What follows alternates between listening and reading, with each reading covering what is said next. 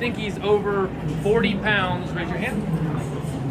If you think he's 30 to 40 pounds, raise your hand. All right, general boarding business. 20 to 30. 1 through 15, and then A16. 10 to 20. The number 34. And then under 10.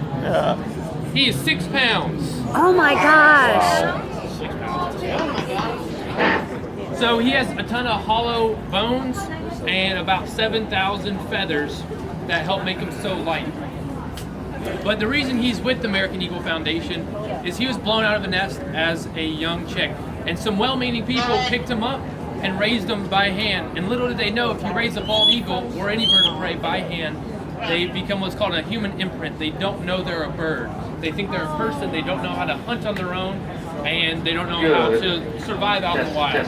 But he was released twice back in the 80s to see if he would be able to survive, because there's a relatively new, rehabilitation was relatively new, and he kept landing next to people.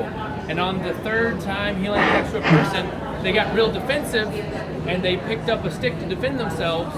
They didn't hit Challenger, thankfully, someone stopped him, but since then he was brought to us, and he became one of the best educational ambassadors for his species, because he was trained to free fly during the national anthem to thousands and thousands of people to get the message out about how bald eagles were endangered back in the 90s, early 2000s. But these guys are now off the endangered species list as of 2007, but they're still protected species, and they still have a long way to go.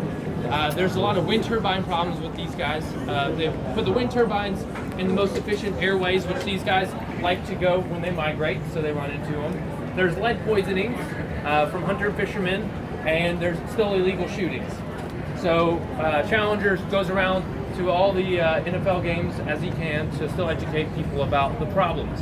He's going to the Indianapolis Colts game on Sunday, and then he'll be at the Detroit Lions game on Thanksgiving, and then he has a few more Eagles games as well. But we are located in Tennessee. We're located next to Dollywood, if you guys have heard of it. They're our biggest corporate sponsor.